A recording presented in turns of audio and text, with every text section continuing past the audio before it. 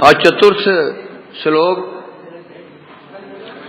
वरम देव मोक्षम न मोक्षावधिं वा न चाने निर्णय हम वरेसादपि हो इदंति वपुर्नाथ गोपाल बालम सदा में मनस्या विरास्तां की मन ने। सत्यव्रत मुनि ने अभी तक क्या किया? कृष्ण के जो परिकर हैं, उनकी लीलाएं हैं, गुणगान किया। तो बताया था ब्रह्मा शिव आदि भगवान की स्तुति करते हैं, भगवान वशीभूत क्यों नहीं होते हैं? और भक्त स्तुति करते हैं, वशीभूत हो जाते हैं, क्यों?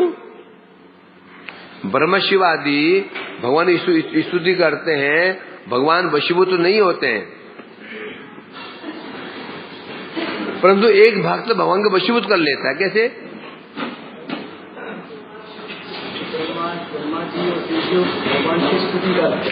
क्योंकि ब्रह्मा शिव आदि भगवान की स्तुति कर रहे थे। किया उन्होंने। वो सत्यव्रत मुनि क्या कर रहे हैं? भगवान के साथ साथ परिकरों की, जो उनके परिकर हैं, स्पेशली व्रज के परिकर, उस पर भी यशोदा मैया उनका गुणगान भी कर रहे हैं और कहना चाहते हैं, हे दामोदर, आप कौन हैं? गोपिका सुत हैं, प्रामिष्ट तो दुत गोपिया। आप गोपिका सुत है। गोपिका कौन है? यशोदा मैया गोपिका हैं, उनके पुत्र हैं, और यशोदा मैया अति अति अति परम दयालु है, परम दयालु है। अतः आपकी मैया के जो गुण है आपके अंदर आना चाहिए। यदि आप यशोदा नंदन हैं, आप भी कैसे होने चाहिए? आप भी महादयालु होने चाहिए। इसलिए मेरे अपराधों को, पापों को, अनर्थों को, अवगुणों को न देख करके, मन कृष्ण ने कह दिया भाई मैं तो कृपा करूंगा, परंतु तुम्हारे पाप भी तो है, कुछ तो अनर्थ भी तो है, अपराध भी तो होंगे, इच्छा तो है कृपा, इच्छा तो कृपा करने की, कैसे करूं? तब क्या तब कह रहे नहीं, मैं तो अनर्थग्रस्त हुई, अपराधी हूं, पापी मत हूं, परंतु आपका वैशिष्ट क्या है? आपकी क्या विशिष्ट है? आप किनके पुत्र हैं? यशोदा नंदन हैं। और यशोदा मैया परम परम दयालु हैं, किसी के दोष नहीं लेती। नाम क्या है? यशोदा, यशम ददाति इति यशोदा, जो हमेशा सबको यश प्रदान करती है, उसे कहते हैं यशोदा। आप उनके पुत्र हैं। मेरी समस्या यही है कि मैं अपराधी हूं। आपका वैशिष्ट क्या है? आपका वैशिष्ट, आप यशोदा नंदन हैं, अतः आपको मेरे अपराधों को ना देख करके, मेरे पापों को ना देख करके, अनर्थों को ना देख करके, अवगुण को ना देख करके, सब कुछ होते हुए भी आपको मुझ पर कृपा करनी चाहिए। तो आपका यशोदा नंदनत्व सिद्ध हो जाएगा। क्या सिद्ध होगा? अर्थात आप यशोदा नंदन है, ये सिद्ध होगा। यदि नहीं करते हैं, नहीं तुम अभी अयोग्य हो, पहले योग्य बनो, फिर मैं मानूंगा आप कौन है? देवकी नंदन है। क्योंकि देवकी जी क्षत्रियाणी है, और क्षत्रियाणी के हृदय कुछ सख्त होता है। तो इसलिए कह रहे हैं कृष्ण का तो ठीक मांगो, क्या चाहिए? तब कह रहे हैं मुझे किसी अन्य वरदान की कोई आवश्यकता ही नहीं है, यद्यपि आप सब वरदान को देने में समर्थ हैं, परंतु मुझे कोई वरदान नहीं चाहिए। ना तो स्वर्ग चाहिए, ना मोक्ष चाहिए, ना मुक्ति चाहिए, कुछ नहीं चाहिए। तो क्या चाहिए? अब यहां बात है, मोक्ष की बात आ रही है।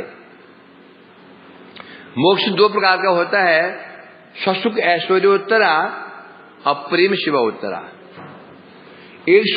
एक ऐश्वर्य है जिसमें केवल ससुख अपने सुख की कामना है, अपने सुख की प्रधानता है। उत्तरा मैंने स्वसुख ऐश्वर्य उत्तरा, क्या अर्थ है इसका? उत्तर का अर्थ क्या होता है? प्रधान, जिसमें स्वसुख की प्रधानता है। दूसरा प्रेम शिवोत्तरा, जिसमें प्रेम सेवा की प्रधानता है। एक में स्वसुख उत्तरा है ना, उत्तर को समझो। उत्तर क्या होता है?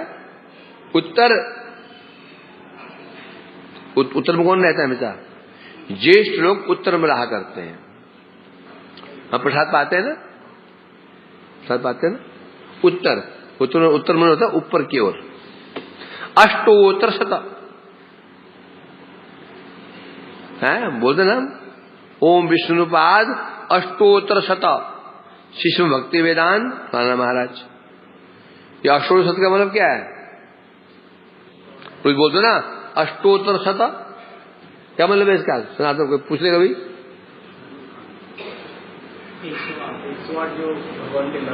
अष्ट उत्तर, 100 के उत्तर में 8 है।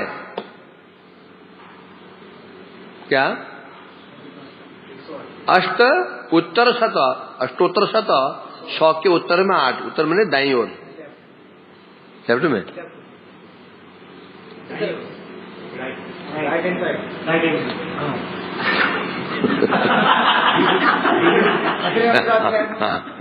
हंसने की बात क्या है? होता है, अर्थात 108 बोलते हैं। अष्ट उत्तर शत, 100 के उत्तर में 8 है ना। तो इसे कह रहे हैं यहां पर स्वसुख ऐश्वर्य उत्तरा, उत्तरा जिसके उत्तर में, उत्तर में कौन, मतलब उत्तर में कौन रहता है? प्रधान है ना। अर्थात जिस मोक्ष में स्वसुख, स्वसुख क्या है? स्वसुख की वासना क्या है? प्रधान है। दूसरी है प्रेम शिवोत्तरा, जिसमें प्रेम, भगवान की प्रेम सेवा की प्रधानता है। मतलब दोनों में स्वसुख है, दोनों में स्वसुख है। जो पहला वाला है, पहला वाला क्या है? स्वसुख की प्रधानता है, उसमें स्वसुख की अधिक प्रधान है। और प्रेम शिवोत्तरा में क्या है? वहां पर प्रेम सेवा प्रधान है, तो स्वसुख की वासना भी छिपी हुई है। और दोनों ही मोक्ष जो है भक्त लेते नहीं। एक शैव्य मोक्ष होता है, एक क्या है? स्वसुख ऐश्वर्य उत्तरा। विचार मुक्ति जो वैकुंठ की है, शालोक, शास्ति, सामिप्य और शास्ति, सारूप्य, ये क्या है? ये बताया गया प्रेम शिवोत्तरा।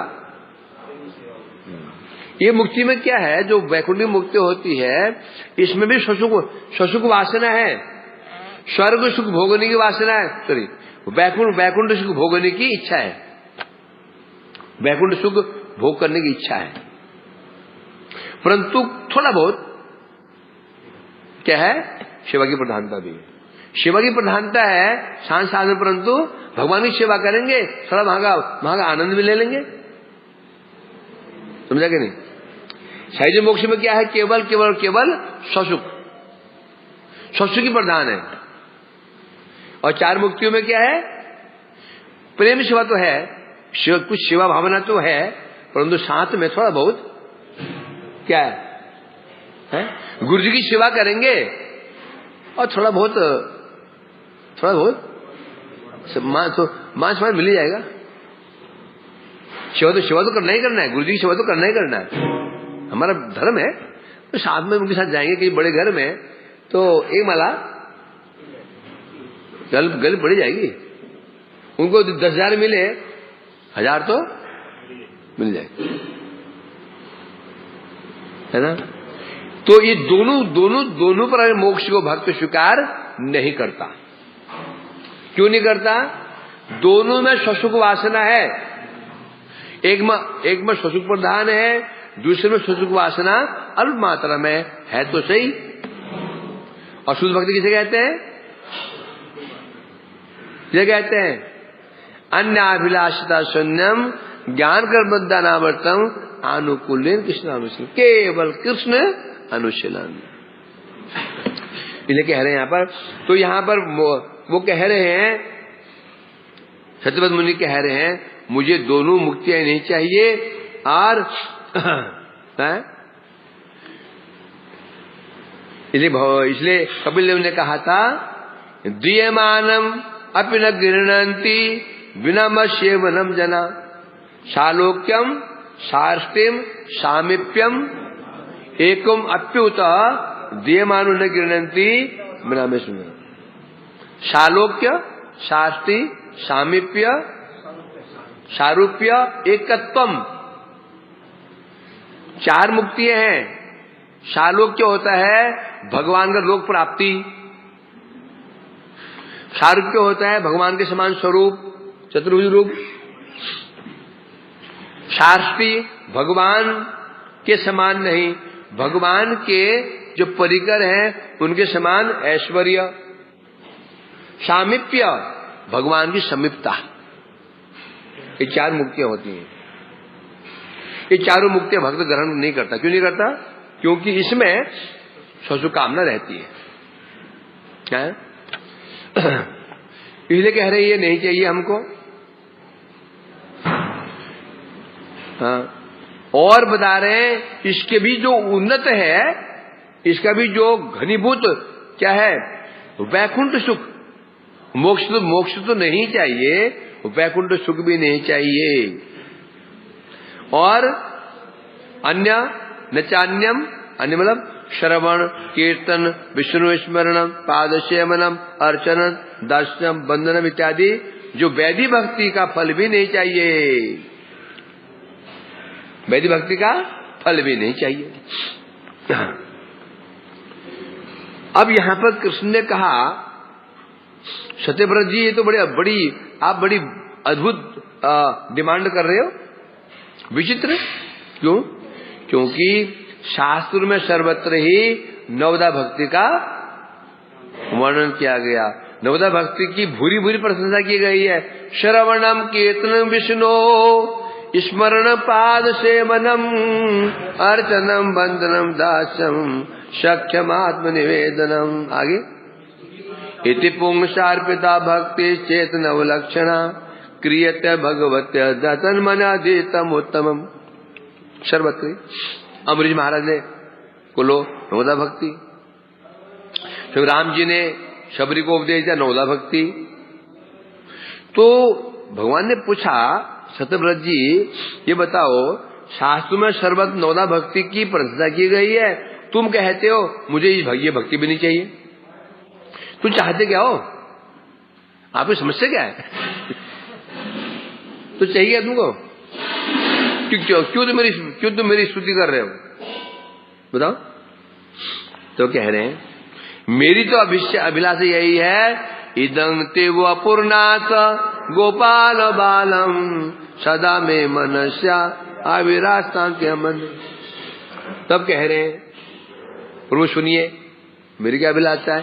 इदम आपका, इदम ते आपका जो ये स्वरूप है ना, ये गोपाल बालम, बाल गोपाल स्वरूप, वो भी कौन सा स्वरूप?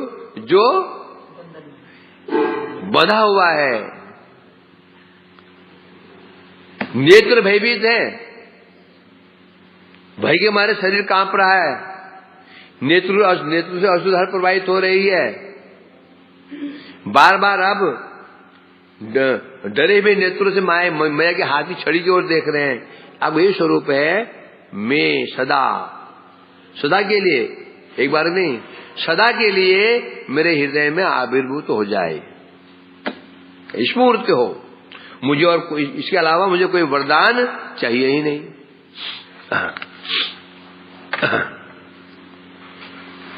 अब यहां कह रहे हैं, बहुत लंबा चौड़ा मैं उसको संक्षेप में करता हूं। अब यहां कह रहे हैं नवदा भक्ति का स्थान इतना ऊंचा है, नवदा भक्ति होने पर भी सत्यव्रत मुनि को इसकी इच्छा क्यों नहीं है? क्या सत्यव्रत मुनि नवदा भक्ति को चाहते नहीं क्या? यहाँ इसमें कोई रहस्य है? चाहते हैं या उसका एक और स्वरूप भी है, उसको नहीं चाहते हैं? ये समाधान करते हुए सनातन गोस्वामी पाद जी कहते हैं, जैसा श्रवण होगा फल भी वैसा ही होगा।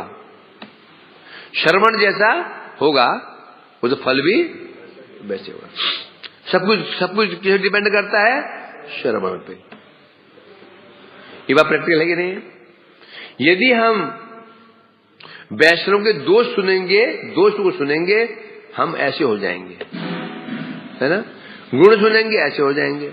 अच्छा सुनते हैं अच्छे बन जाते हैं, बुरा सुनते हैं बुरा बन जाते हैं। फिर बता रहे हैं यहां पर तात्पर्य यह है, नवदा भक्ति का आचरण दो प्रकार से होता है।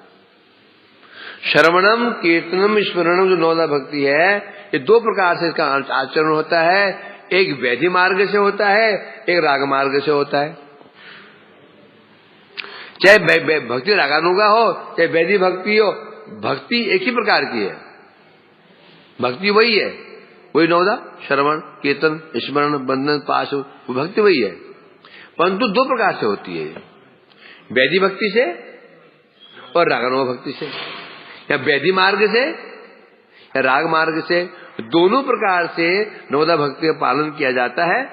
अंतर यह है, वैधि मार्ग में रह करके ये श्रवण कीर्तन आदि करते हैं तो वो भक्ति हमको वैकुंठ तक पहुंचाएगी, वैकुंठ तक, उससे ऊपर नहीं।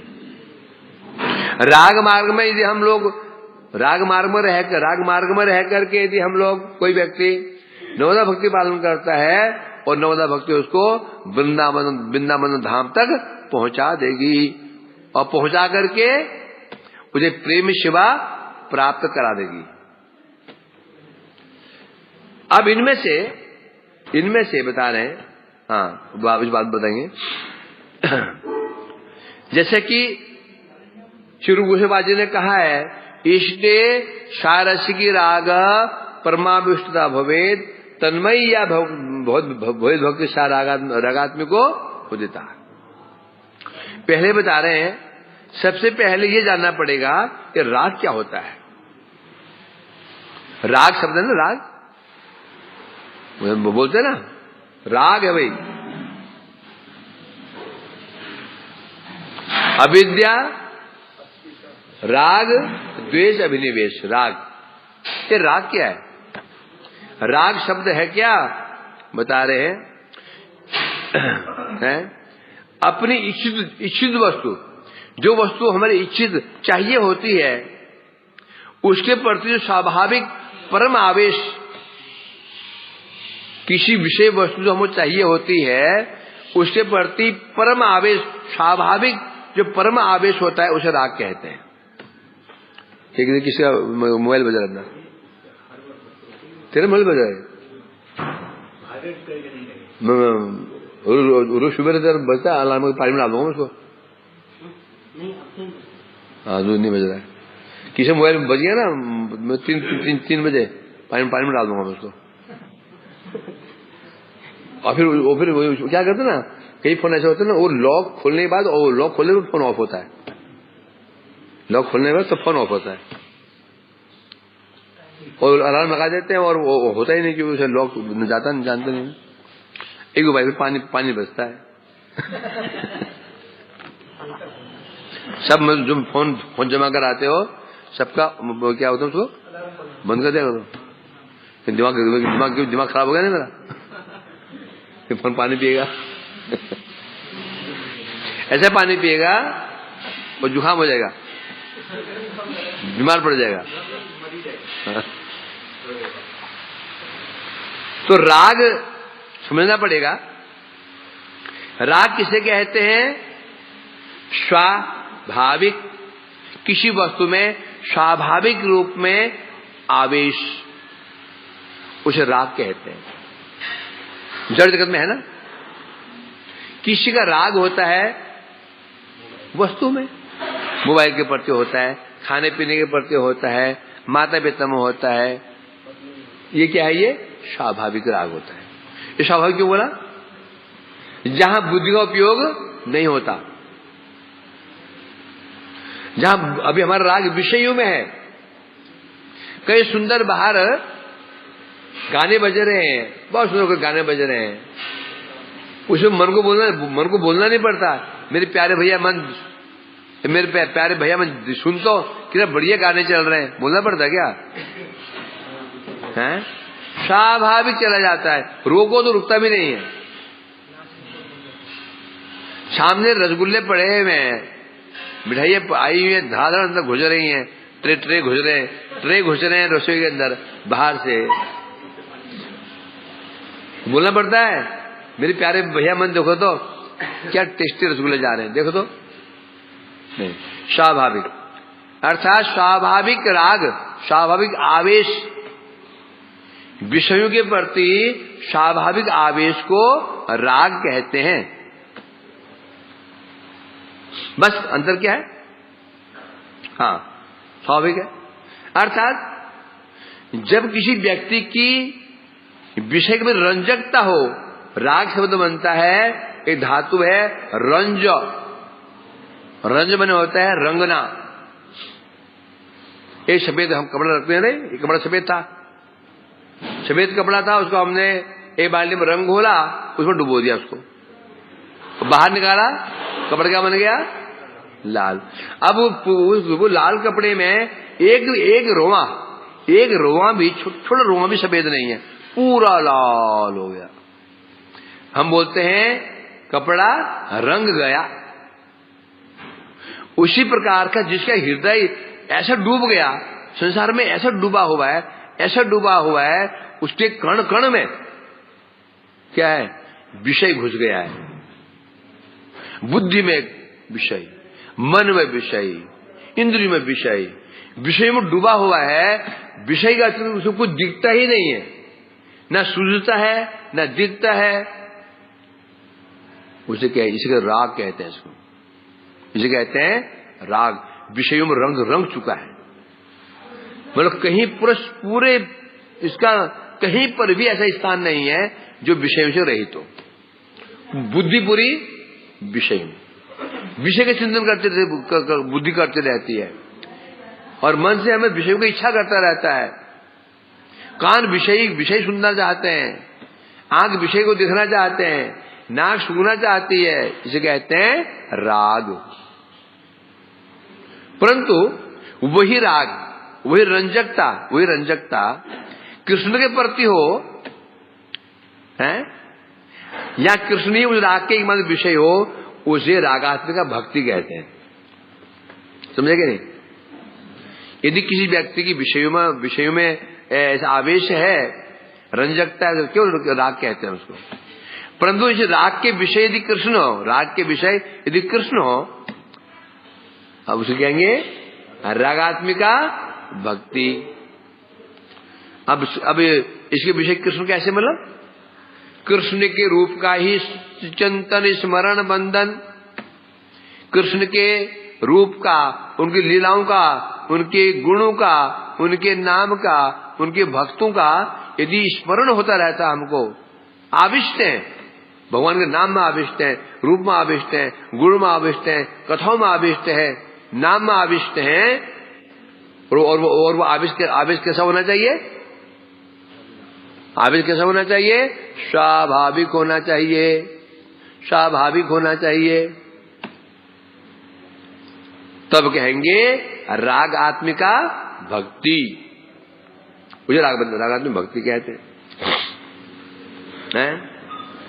इसलिए यहां कहा जा रहा है, संक्षेप में बता रहे हैं, कृष्ण के प्रति प्रेम में तृष्णा ही रागात्मिक भक्ति किसे कहते हैं? संक्षेप में बता रहे हैं, कृष्ण के प्रति प्रेममयी तृष्णा ही रागात्मिक भक्ति है। परिभाषा दे रहे हैं ये, कृष्ण के प्रति प्रेममयी तृष्णा। क्या तृष्णा? प्रेममयी तृष्णा। क्या तृष्णा? भगवान की, कृष्ण की सेवा की तृष्णा, उनके नाम के प्रति तृष्णा, उनके रूप को श्रवण की तृष्णा, उन्हें कीर्तन करने की तृष्णा, स्मरण करने की तृष्णा, उनके परिकरों की तृष्णा, उसे कहते हैं रागात्मक भक्ति, उसे कहा जाता है। जैसे ब्रजवासी में कृष्ण के प्रति कैसा है प्रेममय भाव, ब्रजवासी इसके उदाहरण है। ब्रजवासियों के अंदर कृष्ण के प्रति क्या है, क्या तृष्णा है, प्रेममय तृष्णा है। ब्रजवासी रागात्मक भक्ति के उदाहरण है। उनका सब कुछ किसके लिए होता है, कृष्ण के लिए होता है। कुछ भी ब्रजवासी करते हैं उद्देश्य कृष्ण होता है। पतिसुतानय भ्रातृबान्धवान् अति विलिंगते अंधुदागता गतिविदस्तवोद गीत मोहिता कितवयोषित कस्त जे गोपियां कह रही ना, ये ब्रह्मा ने भी कहा था। येषां घोष निमाशिनामुत किम देवराते तिनश्चेतो विश्व फदात् फलम तदपरम कुता अभियन्मुह्यते। सद्वेषा देव पूतना त्वामेव देवाकुलापिता यधामार्थ प्रियात्तनय प्राण आशय त्वत्कृते। कहा था ब्रह्मा जी ने, क्या कहा था, क्या कहा था, हे कृष्ण इन ब्रजवासियों को ऐसा घोष निवासी मतलब ब्रज निवासी, घोष निवासी मतलब जो वृंदावन के वासी हैं, ब्रजवासी हैं, इन्हें आप क्या देंगे, न चेतो, मैं समझ नहीं पा रहा हूं, इन्हें क्या देंगे आप, हैं? यदि आप कहते हैं अरे मैं क्या दूंगा, अपने आप को दे दूंगा, मैं अपने आप को दे दूंगा मैं, तब कह रहे हैं वो तो आपने पुतना को दे दिया है। सद्वेषादेव, केवल पुतना ने सद्वेष मतलब ये माँ का वेश बनाया और वेश माँ का था और हृदय कैसे था, कुटिल, कि वेश के कारण आपने अपने आप को माँ को दे दिया। तो ये बताइए, यद धाम अर्थ प्रिय तनय प्राण आशय, जिन ब्रजवासियों का धाम घर, अर्थ धन, प्रिय उनके प्रिय वस्तु है, प्रिय व्यक्ति है, आत्मा पति पुत्र सब कुछ समर्पित हैं, सब कुछ समर्पित कर रखा है, उन्हें आप क्या देंगे, बोलेंगे आप, और आपको देने को क्या है, विश्व फलात् फलम तदपरम, विश्व में जितने फल हो सकते हैं आपके पास देने योग्य हैं, उनमें से एक फल क्या है, तद आप है, बस आपके पास, आपको देने के अलावा कोई बड़ा फल है ही नहीं है। और वो फल आप दे चुके हैं किसको, पूतना को, पूतना को ही नहीं, पूतना तो माँ का विष बनाया था, उनके जो भाई थे अघासुर बगासुर जो मां दुष्ट ही थे, उनको भी आपने दे दिया। तो अब बताइए इन्हें क्या देंगे। इसलिए कह रहे हैं यहां पर ब्रजवासी इसके उदाहरण है कि ब्रजवासियों के जो ब्रजवासी का प्रेम किसके प्रति क्या है, स्वाभाविक है ना। अतः जो व्यक्ति इस भक्ति का, ब्रजवासियों के भक्ति का अनुसरण करता है, रागात्मिक का नाम अनुचित ऐसा रागानुगोदिता विराजन्ते व्यक्तम ब्रजवासी जनादिषु तेषाम अनुचिताया रागानुगोदिता। अब महत्वपूर्ण बात क्या है, रागात्मिक भक्ति हमारे लिए नहीं है, किनकी है, जो उनके परिकर हैं, स्वाभाविक। तो अब हमारे लिए क्या है, रागानुग किसे कहते हैं, विराजन्ते वही व्यक्ति ब्रजवासी जनादिषु, ब्रजवासियों में जो भक्ति नित्य विराजमान है, उस भक्ति का जो अनुसरण करती है उसे कहते हैं रागानुग भक्ति। जो भक्ति रागात्मिक भक्ति अनुसरण करती है उसे कहते हैं रागानुग भक्ति है। वैधि भक्ति विधि सापेक्ष है। वैधि भक्ति से बनता है, विधि से वैधि बनता है। विधि से तद्वित प्रत्यय में वैधि। पांडु से पांडव, कुरु से कौरव, मधु से माधव, यदु से यादव, व्यास से व्यासकी बनता है ना। उसी प्रकार विधि से वैधि बन जाता है। अर्थात विधि भक्ति कैसे होती है, वैधि भक्ति कैसे होती है? विधि सापेक्ष। अर्थात जिस भक्ति में विधियों का महत्व होता है, जिस भक्ति में विधियों की प्रधानता होती है, उसे कहते हैं वैधि भक्ति। विधि मतलब जितने विधि निषेध हैं जो हम करते हैं, जो हम भक्ति कर रहे हैं ना, हर भक्ति किसी के विधि निषेध।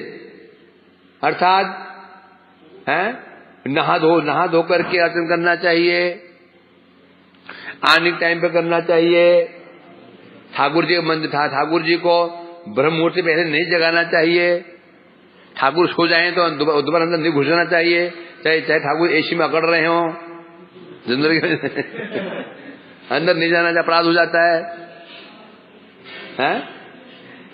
कि नहीं? बिना स्नान के अंदर नहीं जाना चाहिए, चाहे तुम्हें 204 बुखार है, चाहे बाथरूम में गिर के मर जाओ, ठाकुर जी सोते रह जाएं। नियम है भाई। अब समस्या ये है, पुजारी एक ही है, 2 पुजारी, एक रसोई पुजारी, और पुजारी अकेला ऐसा बेचारा, 2 मठ में लोग थे, और वो पुजारी बीमार पड़ गया। अब बुखार 103 डिग्री बुखार है, स्नान करने के बाथरूम में गिर गया, ठाकुर जी रह गए ऐसे पकड़े, मंदिर बंद है। मंदिर में कैसे घुसा मैं? एक कार्तिकेय बहरा था, तो मैं राधा रमन जी और सुदर्शन प्रभु, जो बाबा सुदर्शन बाबा है ना, कहते हैं, तो ये पुजारी थे। वैसे जब मंगल आरती गाते हैं ना, मंगल आरती, ये जो विभावरी शेष है, मंगल आरती में नहीं गाते इसको परिक्रमा गाते हैं। परिक्रमा में जो विभावरी शेष गाते हैं ना, ये मंगल आरती थोड़ी है, ये तो नाम कीर्तन है। इसके बाद हम देखो, तुम 9 दिन में जाओ, मठों में जाओ, उसमें विभावरी शेष नहीं गाते हैं, नहीं गाते हैं।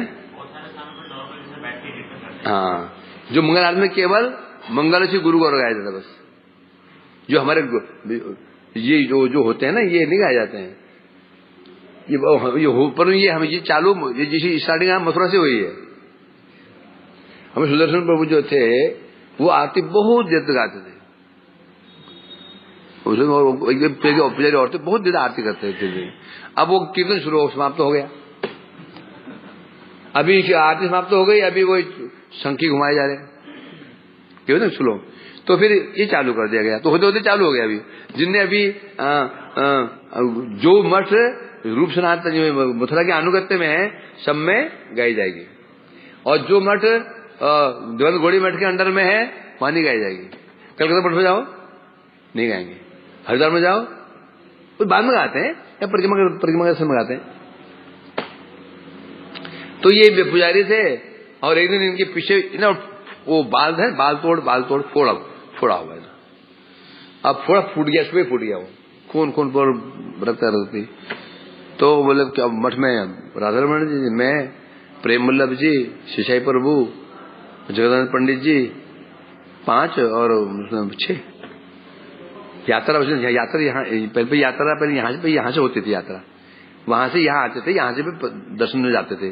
फिर यहाँ जो कुछ दिन मोदी भवन, गोवर्धन रुकते थे मोदी भवन में, कुछ दिन रुकते थे वो बरसाने में, ऐसे यात्रा होती थी। तो थोड़ा बुझा, प्रभु जी मैं तो क्या करूं, दर्शन कैसे करूं, मैं तो घुस ही नहीं पाऊंगा, ये तो खून बह रहा है।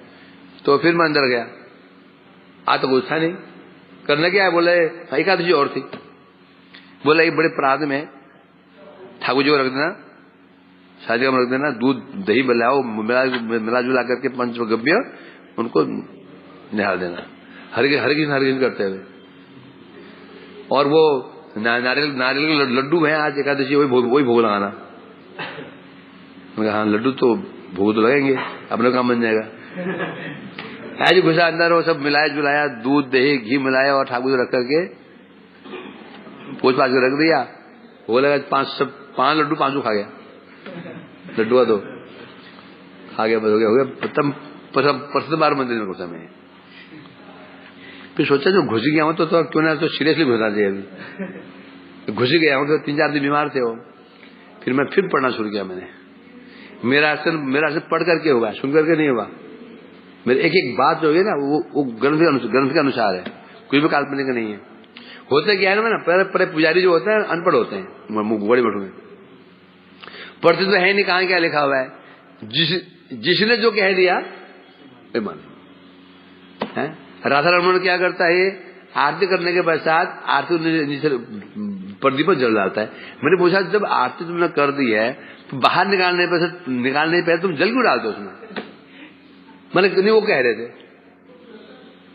लॉजिक तो होता है ना।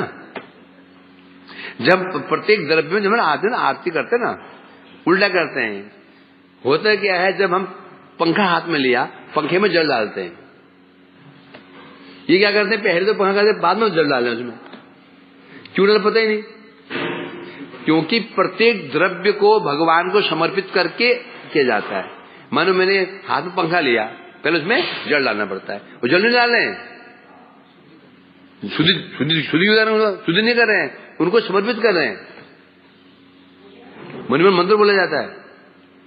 उद्देश्य है उस द्रव्य को प्रभु को अर्पण करके तो सेवा किया जाता है। बाद में जलाने की जरूरत क्या है? हाँ, फिर हाथ को धो लेना पड़ता है। अब ये क्या करते हैं देखा ना, ये बाद में पानी डालना उसमें, पर क्या कर रहे पानी को पढ़ेंगे नहीं, पढ़ने की जरूरत ही नहीं है, कुछ नहीं पढ़ते हैं। और ये ऐसी अवस्था थी पहले जब मठ में नहीं था मैं, पहले शंख भी वो ना, वो शंख भी पीछे, चामर भी पीछे दिखा रहे हैं, शंख भी दिखा रहे हैं, वो मोर पंख भी दिखा रहे हैं। होता था हमारे में से होता। जब मैं मंदिर में घुसा तो मैंने पढ़ा, तब चेंजिंग आई है। पहले से आगे पंखा पीछे पंखा, पता नहीं किनके आरती के पीछे किनको पंखा दिखा रहे पता नहीं, मुझे पता ही नहीं किया क्या जा रहा है। उसमें क्या लिखा है, आरती के पश्चात केवल प्रदीप के प्रदीप को पीछे गरुड़ आदि देवता बैठे हैं, उनको दिखाना है। केवल प्रदीप को, तो धूप को दिखा सकते हैं सब लोग, सुगंध लेंगे, ये भी ले आग्रहण। केवल नाम है कि प्रदीप को पीछे दिखा सकते हो। अभी क्यों दिखा सकते हैं, गरुड़ देवता पीछे खड़े हैं, मैं तुम नहीं आप भी भक्त हैं, वो आरती लेंगे इस उद्देश्य से। अब पर पंखा बंद क्यों करे बन लोगों, वो विचित्र बात है। तो पढ़ते नहीं ना, समस्या यही है, पढ़ते नहीं है। तो वही हाँ, तो विधि तो विधि भक्ति जिसे कहते हैं, वैदिक जो भक्ति विधि से होती है उसे कहते हैं वैदिक भक्ति। इसलिए ये भक्ति दुर्बल होती है। जो भक्ति विधि के अनुसार चलती है वो भक्ति दुर्बल होती है, और दुर्बल भक्ति भगवान को वशीभूत नहीं कर पाएगी। रागानुग भक्ति क्या होती है, निरपेक्षा। रागानुग भक्ति निरपेक्ष होती है, कोई विधि के अधीन नहीं है, कोई विधि नहीं, कोई निषेध नहीं, केवल प्रेम। इसलिए क्या होती है, स्वाभाविक रूप में प्रबल हो जाती है। अब प्रश्न उठता है, तो रागानुग भक्ति निरपेक्ष क्यों होती है और वैदिक भक्ति निर्बल क्यों होती है? क्योंकि वैदिक भक्ति में भगवान को भगवान माना जाता है। क्या मानता है, भगवान। रागानुग भगवान क्या माना जाता है, क्या माना जाता है, भगवान नहीं, मोर पुत्र, मोर सखा, मोर प्राणपति, बस खत्म है ना। और दूसरी बात क्या है, वैदिक भक्ति में भगवान से कुछ कामना रहती है। क्यों रहती है, कौन है वो, भगवान है। रागानुग भक्ति भगवान से कोई कामना रहती है नहीं। क्यों नहीं रहती है, क्योंकि बताओ, रागानुग भक्ति में जो रागानुग भक्त है भगवान से उनकी अपेक्षा रहती ही नहीं है। क्यों नहीं रहती है, अरे भगवान मानते ही नहीं उनको। ब्रजवासी कृष्ण भगवान मानते क्यों मांगेंगे? बल्कि कृष्ण के लिए नारायण जरूर मांगेंगे। ब्रजवासी कृष्ण भगवान मानते ही नहीं है। क्या मानते हैं? पुत्र मानते हैं। तो पुत्र से मांगता है क्या है? मेरा मित्र है, क्या मांगेंगे? बल्कि देंगे उसको। माता पिता पुत्र से मांगते नहीं है, पुत्र को देते हैं। दादा कौन है? माता पिता। पुत्र क्या है? गृहीता। एक सखा अन्य सखा से मांगता नहीं है, देता है उसको। होता है ना? क्योंकि वैदिक भक्ति में भगवान को भगवान माना जाता है। भगवान सर्वशक्तिमान है, देने वाले हैं, तो मांग लिया जाता है। और रावण भक्ति में क्या है? कृष्ण भगवान है ही नहीं है। क्या है? सखा है, पुत्र है और प्राणपति है। और तीनों से मांगा नहीं जाता, बल्कि इनको दिया जाता है। चाहे सखा का हो, चाहे पुत्र को हो, चाहे प्राणपति को। ये तीनों जो होते हैं, क्या है ये यूं समझो, वैदिक भक्ति में नारायण आश्रय है, भक्त आश्रित। रावण भक्ति में क्या है? भगवान आश्रित। भगवान आश्रित है। आश्रय कौन है? रावण को भक्त। आश्रय है यशोदा मैया, नंद बाबा आश्रय है। सखा आश्रय है, गोपियां आश्रय है। आश्रित कौन है यहाँ पर? कृष्ण। तो कौन मांगता है? आश्रय आश्रय से मांगता है कि आश्रय से मांगता है? कौन से मांगता है? आश्रित मांगता है आश्रय से। इसलिए जो ये रागानुगा भक्ति है, ये निरपेक्ष क्यों है? निरपेक्ष इसलिए है, जैसे एक माँ अपने बच्चे को खिलाती पिलाती है। भाव क्या है? मेरा पुत्र है। अब नहाया हो नहीं नहाया हो, बस उसने ये देखा मेरे बच्चे को भूख लगी है, ये रो रहा है, कलप रहा है भूखे मारे। अभी उसने स्नान भी नहीं किया बेचारी ने, पहले ही रसोई बना के सुबह 3 बजे खिला देती उसको। 3 बजे रसोई बना के खिला देती। अभी पूजा देवी में और 6 बजे अभी मुंह भी नहीं धोया माँ ने और न बच्चे ने। होता ना ऐसा? क्यों? क्योंकि वहां क्या भाव है? मेरा पुत्र है। वहां पर ऐश्वर्य भाव नहीं है ना? और इतना अधिक प्रेम है, वहां कोई चिंता ही नहीं है। भगवत बुद्धि वहां पे है नहीं। क्या बुद्धि है? मेरा पुत्र है। ये रागन ये इस भक्ति में ये होता है। वैदिक भक्ति में कृष्ण कौन है? भगवान है। जब भगवान शब्द आ गया, फिर जब भगवान शब्द आ गया, अब क्या आ गया? विधियां आ जाएंगी। संकोच, अरे अपराध हो जाएगा, और ये अपराध हो जाएगा, और ये अपराध हो जाएगा। है? एक माँ अपनी बेटी की सेवा करती है, डरती है क्या? अपराध हो जाएगा। एक मित्र अन्य मित्र के लिए कुछ सेवा करता है, वो डर के मारे करता है? नहीं करता है। एक प्रेमिका प्रेमी से करती है, डरती है क्या? उसके डरती है? नहीं डरती है। तो जो जब डर होता है और विधियां होती हैं, या डर नहीं विधियां नहीं होती। समझे कि नहीं? डर विधियां कब तक होती हैं? जहां कोई ऐश्वर्य भाव रहता है। तो इसलिए कह रहे हैं यहां पर रागानुगा भक्ति अति प्रबल है, इसलिए वो रागानुगा भक्ति भगवान को बांधने में सफल हो जाती है। वैदिक भक्ति दुर्बल है। क्यों दुर्बल है? और विधि निषेध के अधीन है ना? इसलिए कह रहे हैं। तो कृष्ण के सर्वश्रेष्ठ अनुरागी जन कौन है? ब्रजवासी। ब्रजवासी जन कृष्ण के सर्वश्रेष्ठ अनुरागी जन हैं। स्वाभाविक ब्रजवासियों का प्रेम किसके प्रति क्या है? स्वाभाविक है। स्वाभाविक कहने से मेरा पुत्र है, मेरा मित्र है, मेरा प्राण प्रियतम है, ये स्वाभाविक कहते हैं। स्वाभाविक है अर्थात अपने भावों के अनुसार, ये महत्वपूर्ण बात बता रहे हैं, अपने भावों के अनुसार प्रियतम कृष्ण के भक्तों का स्मरण करता हुआ। अब रागानुग किसे कहते हैं? जो अपने भावानुसार, अपने भाव के अनुसार कृष्ण के प्रियतम। क्या करना पड़ेगा? ब्रजवासियों का स्मरण करना पड़ेगा। स्मरण का आधार क्या है? अपने भाव के अनुसार। यदि हमारा भाव मेरा शक्य भाव है, तो भगवान के जो सखा हैं उनका स्मरण करता हुआ अपने भाव के अनुसार लीला संबंधी नाम, समझे कि नहीं? पहले परिकर फिर नाम, अपने भाव के अनुरूप जो परिकर हैं उनका अनुगत्य करूंगा। और फिर जो नाम भगवान का नाम है, नाम भी किसके अनुसार होगा? अपने भाव के अनुसार होगा। यदि मेरा वात्सल्य भाव है तो मैं कौन से नामों का गान करूंगा? यशोदा नंदन, नंद नंदन आदि नाम को है।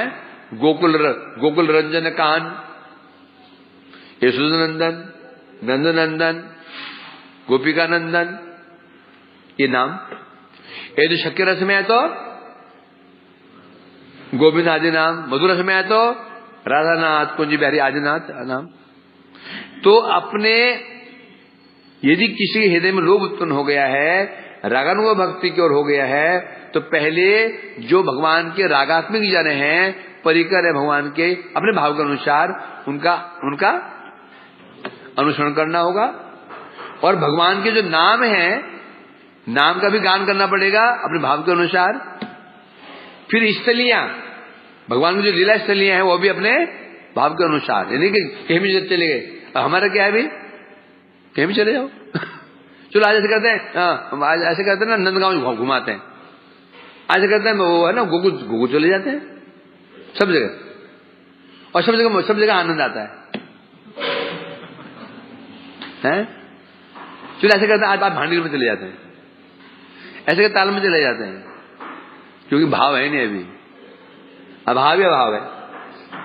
जब भाव हो जाएगा फिर भैया गोकुल जाओगे? नहीं जी, गोकुल को प्रणाम है, गोकुल को यहीं प्रणाम कर लेते हैं हम लोग। हम तो सूर्य कुंड जाएंगे, राधा कुंड जाएंगे, पारसौली जाएंगे, मुंशी बढ़ जाएंगे। और यदि शक्ति भाव है तो कहां जाने की इच्छा है? मेरे तालबन जाने की इच्छा हो रही, तालबन भांडी बढ़ जाने की इच्छा हो रही। वात्सल्य भाव का है तो कोई उसको कहां जाने की इच्छा होगी?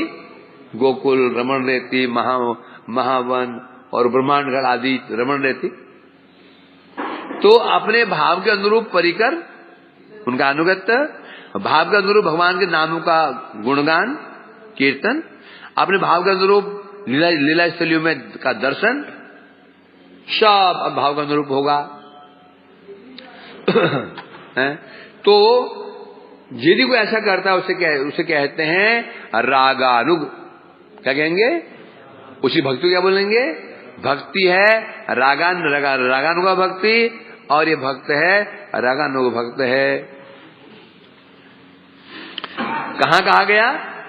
कृष्णं स्मरन् जनञ्चास्य प्रेष्ठ निसमेतम् तत्तत् कथारतश्चासो कुर्याद्वासं व्रजे सदा सेवा साधक रूपेण सिद्ध रूपेण चात्रिः तद्भाव लिप्सुना कार्या ब्रजलोकानुसारत। ये गौड़ी मठ की विशेषता है। देखो, ये कहीं भी किसी भी संप्रदाय में ये परिभाषाएं नहीं मिलेंगी, किसी भी संप्रदाय परिभाषा मिल ही नहीं सकती है। अधिक से अधिक प्रेम भक्ति बोल देंगे वो है। ये रागानुगा, ये रागात्मिका किसे कहते हैं? ये परिभाषा कोई नहीं दे सकता है। तो केवल हम महाभाग्यवान हैं कि उस संप्रदाय में जिस संप्रदाय में ऐसे महापुरुष आविर्भूत हुए, उन्होंने प्रत्येक चीज समाज यहां पर परिभाषा दे रखी है। क्या बता रहे हैं? कृष्ण स्मरण, कृष्ण का स्मरण करना चाहिए। जन्म च, कृष्ण और उनके जनों का स्मरण करना चाहिए। तत्त कथा अपने अपने भाव के अनुसार, अपने भाव के अनुसार भगवान के परिकर को अनुगत्य करना होगा। कुर्याद वासम ब्रजे, ब्रज में वास करना होगा। ब्रजवास मतलब क्या? कहीं भी रह लो ब्रज के अंदर में नहीं। ब्रजवास में लब के 84 कोष में कहीं भी नहीं चलेगा, वो जो ब्रजवास नहीं कहते उनको। ब्रजवास किसे कहेंगे? अपने भाव अनुरूप। यदि वो मधुर भाव का है तो कहां निवास करेगा? राधा कुंड, सूर्य कुंड, वंशी बट, वो चंद्र सरोवर आदि गिराजी तलहटी वहां निवास करेगा। वही ब्रजवास है। यदि मधु वात्सल्य रस का तो वहां कहां निवास करेगा? वो गोकुल महावन आदि। ऐसे ही तो इसे कह रहे हैं यहां पर। तो तब बोला जाएगा भाई ये जो है ये क्या है? रागानुगा भक्त है। तो यहां सिद्ध हुआ भक्त दो प्रकार की, वैदिक भक्ति, रागानुगा भक्ति। वैदिक भक्ति विधि सापेक्ष है, दुर्बल होती है। रागात्मिक भक्ति, रागानुगा भक्ति विधि सापेक्ष नहीं है तो प्रबल होती है, और भगवान रागानुगा भक्ति द्वारा ही वशीभूत होते हैं। इसलिए यहां पर जो श्रद्धाव्रत मुनि कहना चाहते हैं, नवदा भक्ति चाहिए मेरे को, चाहिए, उसकी गति नहीं ना। नवदा भक्ति सब कर रहे हैं, क्या यशोदा मैया नहीं कर रही? क्या नवदा भक्ति? क्या राधिका जी नहीं कर रही है? कौन नहीं कर रहा है? भक्ति तो यही है, परंतु क्या निश्चित करना चाहते हैं? वैदिक भक्ति। वैदिक भक्ति के अनुसार श्रवण आदि नहीं करना चाहते। तो क्या चाहिए उनको? रागानुगा भक्ति मार्ग में नव भक्ति उनको चाहिए। इस प्रकार से ये चल रहा है। वो लंबा खिंच जाएगा, मगर बंद करके 4 पेज उसके और हैं। मैं कल पहुंचता हूं 5वें श्लोक में। समय कम रह गया। नारायण के जो भक्त लोग परिकर हैं उसमें भी आप बताते हैं कि राधा दिखाई जाएगी, परंतु ऐश्वर्य भाव, अरे ऐश्वर्य बात तो रहेगी ना, ऐश्वर्य भाव रहेगा ना, क्या हो जाता है? परंतु ऐश्वर्य शब्द क्या? ऐश्वर्य, फिर ऐश्वर्य आई विधि के अंदर आ गया। राग तो है, रंग तो गए ही है, परंतु भाव क्या है? भगवान। जब भगवान बुद्धि आई, विधियां आ गई। या फिर बात, प्रेम तो है उसके अंदर, राग तो है, परंतु किस बुद्धि से है? मेरे भगवान है, प्रेम है, परंतु उसमें भाव के छिपा हुआ मेरे भगवान है।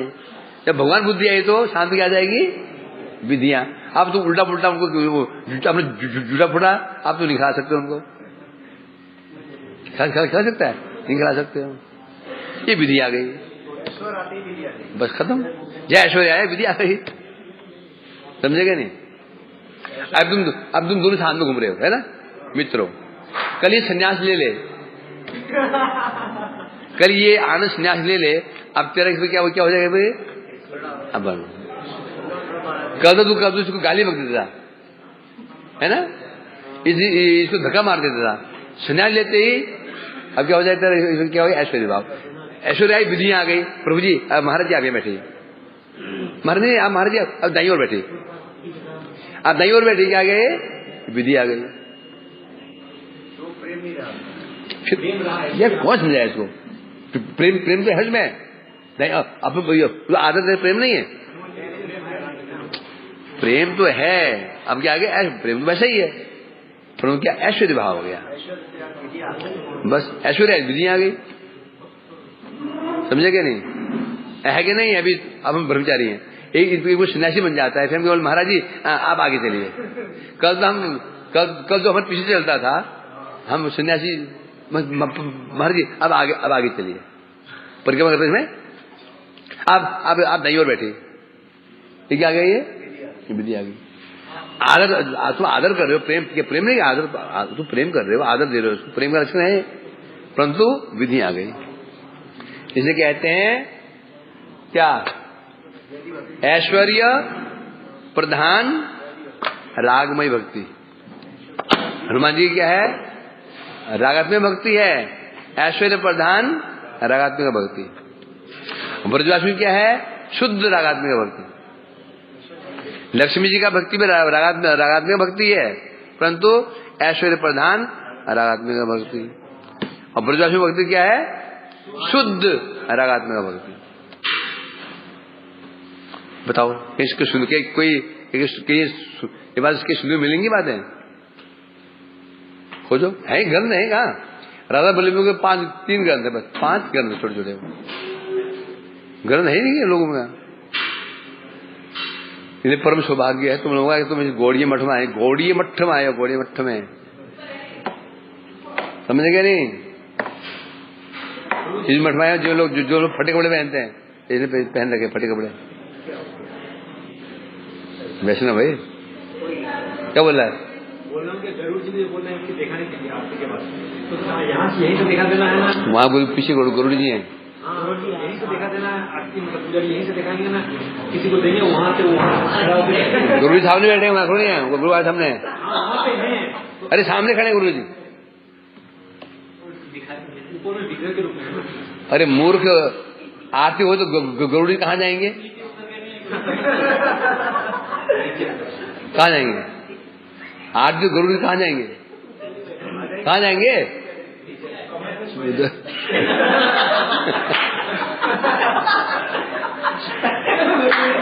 बोला अच्छा हो गया, गुरु जी सुबह सुते रहेगा आराम से।